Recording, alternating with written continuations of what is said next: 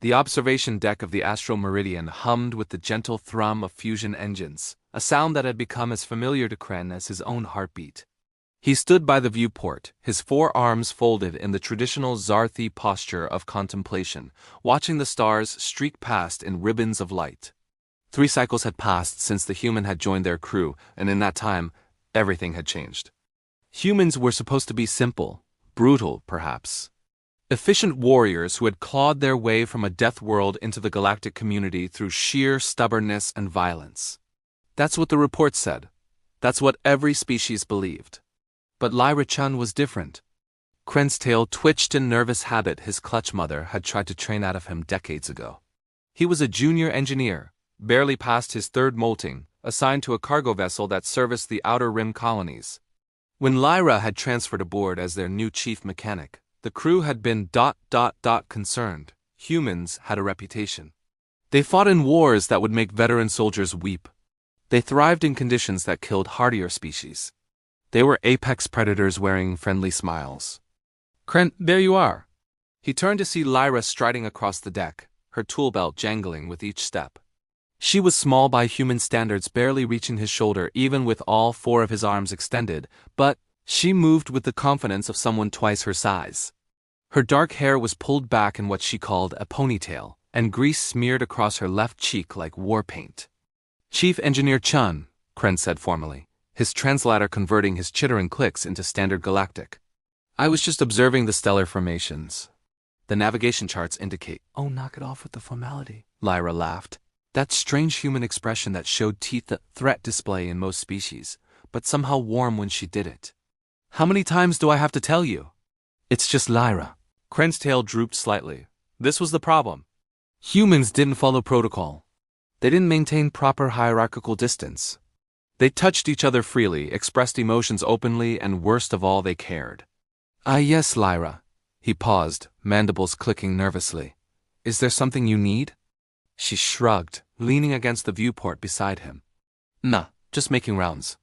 Wanted to make sure you weren't working yourself to death. You've been pulling double shifts in engineering. The primary coolant system requires constant monitoring after the incident at Proxima Station. The incident that you fixed brilliantly, I might add. Lyra's eyes crinkled at the corners. You probably saved the whole ship. But even brilliant engineers need sleep. Kren's chromatophores flushed purple embarrassment in his species. Praise was something earned over years, not given freely for simply doing one's duty. Yet Lyra praised everyone, constantly, for the smallest accomplishments. It was unsettling. It was illogical. It made his heart beat faster. I should return to my quarters, he said quietly. Wait, Lyra's hand moved and Kren flinched instinctively. But she only scratched the back of her neck, looking uncharacteristically uncertain. Before you go, I made something. For you? Kren's eyes widened, all 4 pupils dilating in shock. Gift-giving among the Zarthi was a profound gesture reserved for clutchmates and life-bonded pairs. Surely humans didn't understand the implications. Lyra reached into her pocket and pulled out something small, wrapped in what appeared to be recycled insulation fabric. She held it out, then seemed to think better of it and placed it on the console between them. It's not much, she said quickly, her face turning that peculiar red color humans displayed when embarrassed. I just noticed you kept looking at the star charts and I had some spare materials, and I thought ... double quotes. She trailed off, gesturing at the package. Kren unwrapped it carefully with his lower set of arms, his upper arms held perfectly still in shock. Inside was a crystalline structure, no larger than his primary thumb. It was a star chart, a 3-dimensional map of the local cluster carved from a single piece of recycled transpari steel. The craftsmanship was exquisite, each star precisely placed, connected by delicate lines representing trade routes. It must have taken hours, days perhaps. You ... made this? His voice came out as barely a whisper. I used the laser cutter in engineering during my breaks, Lyra said, talking faster now, clearly nervous. I know you like astronomy, and I saw you sketching star maps in your downtime, and I thought you might like something to hold. Something real. Is it okay? I can remake it if it's perfect, Kren breathed. He looked up at her, this strange human who had somehow seen past his shell of protocol and duty. Who had noticed what he loved. Who had spent her precious free time creating something beautiful for him simply because she thought it would make him happy? Humans were supposed to be warriors, conquerors, survivors of a world so harsh it made other death worlds look like paradise gardens. But they were also this. Lyra smiled, that warm, genuine expression that made Kren's chromatophores flush a deep gold joy in his species.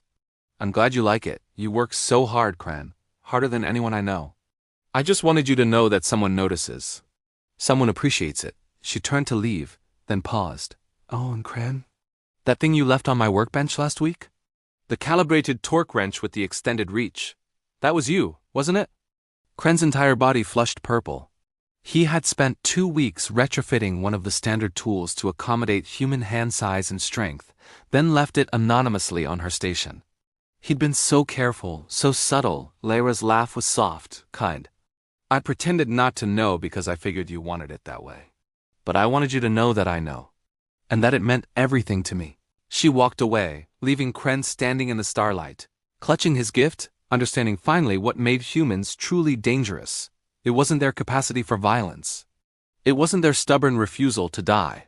It was this, their infinite capacity to see others, to care, to create beauty and meaning in the cold void of space, one small gesture at a time. And perhaps most terrifying of all, their ability to make even a junior Zarthi engineer believe he mattered. Kren looked down at the crystal star chart in his hands and allowed himself, for the first time in his life, to hope that the human would stay.